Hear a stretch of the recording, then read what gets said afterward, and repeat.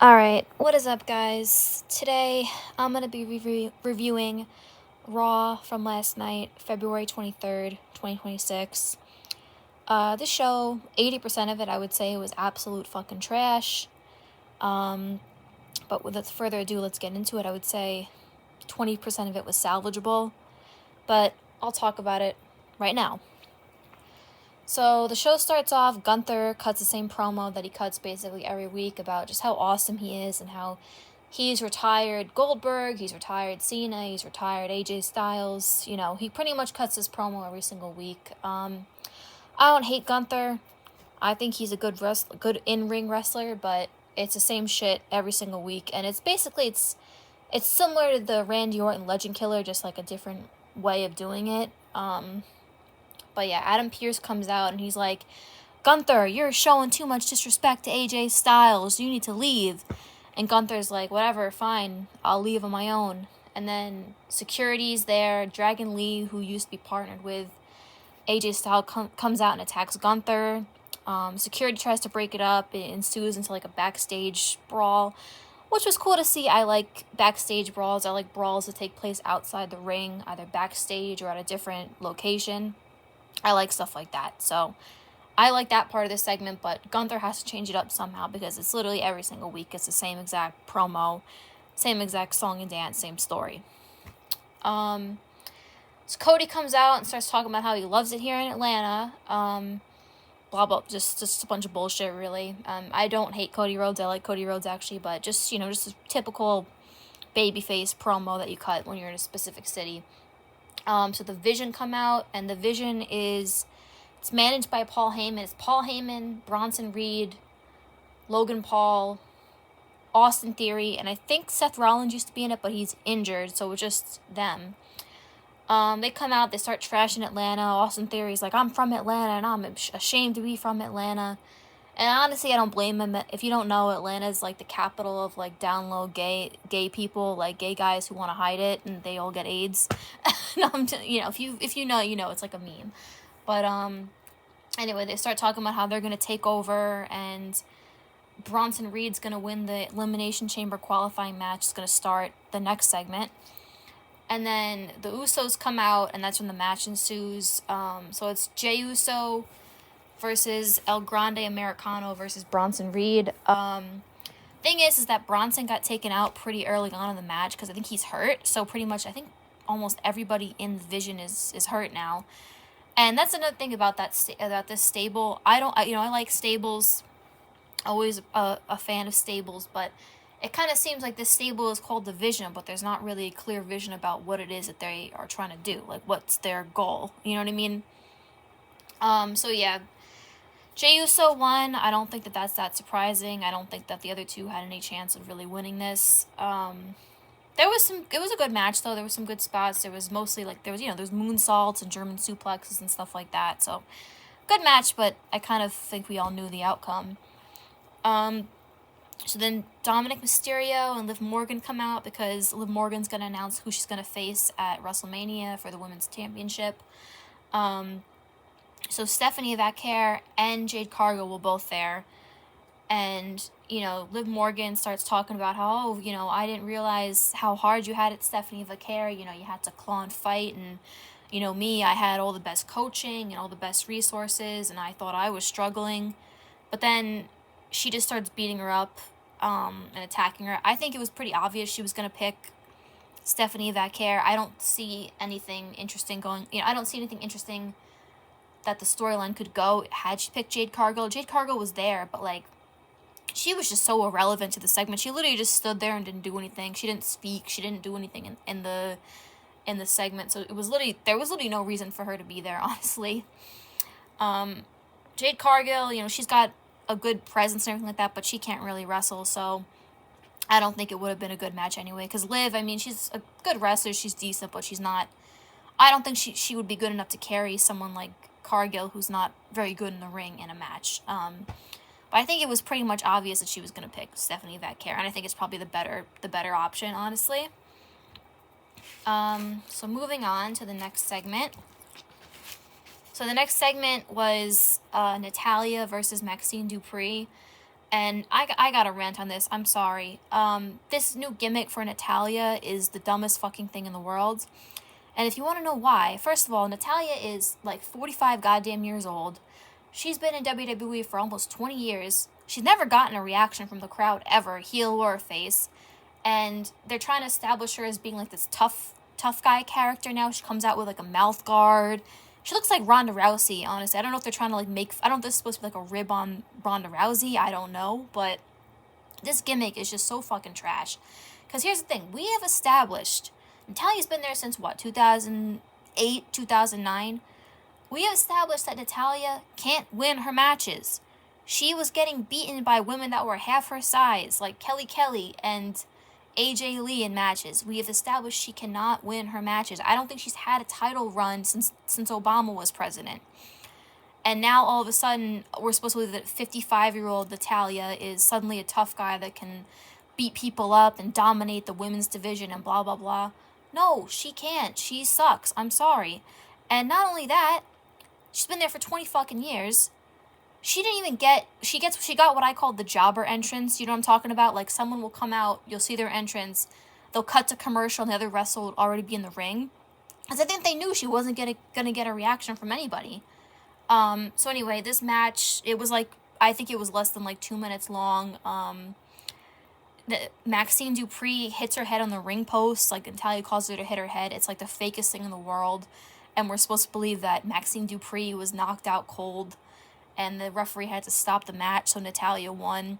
She's making these fake, like, psycho faces. It was so dumb. It was the fakest thing in the world. And number one, you want to establish her as being like this tough guy character who can beat anybody, and you have her go up against Maxine Dupri, who is like a quarter of her size and not really much of a wrestler. She's more of a manager. So we're supposed to be like, whoa, Natalya is a big threat. She's beating up on a girl who's a quarter of her size and doesn't even really wrestle. Like, it was so stupid. This gimmick is... Natalya, I understand they'll never fire her because of who her family is, but this is just pathetic to try and establish her as being this, like, serious wrestler with credibility at this point. We know she can't do shit. She had a farting gimmick. She was with Great Khali. Like, this is so stupid. But that's enough of that. The crowd had no reaction to it, of course, because why would they? So moving on, backstage with the Judgment Day, they're playing video games once again in just like what looks like a garage. They say it's a clubhouse, but they're in like a storage unit. Just more fake tension. Apparently tensions have been growing with the Judgment Day for like 2 or 3 years at this point, and we know nothing's gonna happen. Stupid. I feel like this happens every week with them. They have a segment backstage. 2 people go at it for like 5 seconds and it's over. So we see the crate that's not going to be open till Elimination Chamber. People are saying this is going to be Chris Jericho. Maybe it will be, but that would be like the dumbest thing in the world. Like, because why is he in a box? Wouldn't he be dead if you don't open up the box till Elimination Chamber? So I was going to say, oh yeah, Rusev and Obafemi are backstage together. This is like the first time I've seen Rusev on this show since he came back. The segment was basically nothing. Rusev, like, threatens Obafemi, and Adam Pearce just breaks it up. You already know they're not going to do anything with Rusev. They didn't do anything with him 10 years ago. They're not going to do anything with him now. Lesnar makes his return. He's back with Paul Heyman. Paul Heyman cuts the same promo that he's been cutting for over a decade. You already know what it is. It's the same song and dance. I like Paul Heyman. I love Brock Lesnar. But literally, it's been like 10 or 11 years of this. Seriously. Him cutting the same exact promo about Lesnar, doing the same thing. They got to change it up somehow. So they say that the match that Lesnar's going to have at Mania is going to be an open challenge, which, that's like the laziest way you can do this. Lesnar's not going to be on the show till like March 16th, so there's really not much that you can do, but, I would like to see an actual storyline, not just a lazy open challenge, and there's probably maybe only 3 or 4 guys who realistically it could be. But you already know it's not going to be anything. They're just going to say it's happening. Like, there's not going to be any type of build for this. They're just going to say, oh, this match is happening now. It's the same thing with when the build was Lesnar versus Reigns tugging on the belt, or I think Lesnar versus Orton at SummerSlam. They just said it was happening. I don't think they had I don't think they ever interacted or had any type of segments together. So it's going to be the same thing. stupid in my opinion. I think it's a waste of a Lesnar match, in my personal opinion, but I'm excited to see Lesnar back. So we get Javon Evans versus Kofi Kingston. So I guess Grayson Waller is in the New Day now. The New Day has a white member.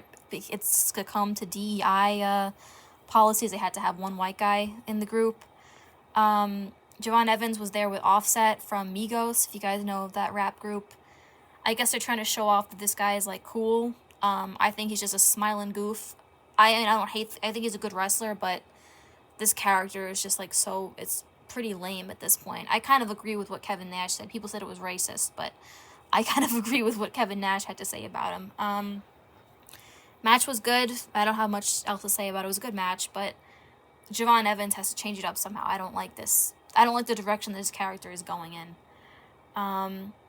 So CM Punk comes out. He cuts a promo. He's doing all the usual cheap pops. You know, he's a guy who's happy to be there. He loves the city, blah, blah, blah. He addresses Balor and Reigns in this segment. He keeps saying, like, oh, what if this? What if that? What if I punch Reigns in the face next week? Blah, blah, blah, blah, blah. You know, I wasn't a fan of this personally. Neither of them came out and addressed them, so it was just kind of a nothing segment in my opinion. I am excited to see Punk and Reigns have a feud, but Reigns really doesn't, like, show up anymore, so it's going to be hard to build this properly. I think the segment they had a week ago or 2 weeks ago was pretty good, but I don't think, you know, with him not really wanting to be there, I don't know how good the build is going to really be.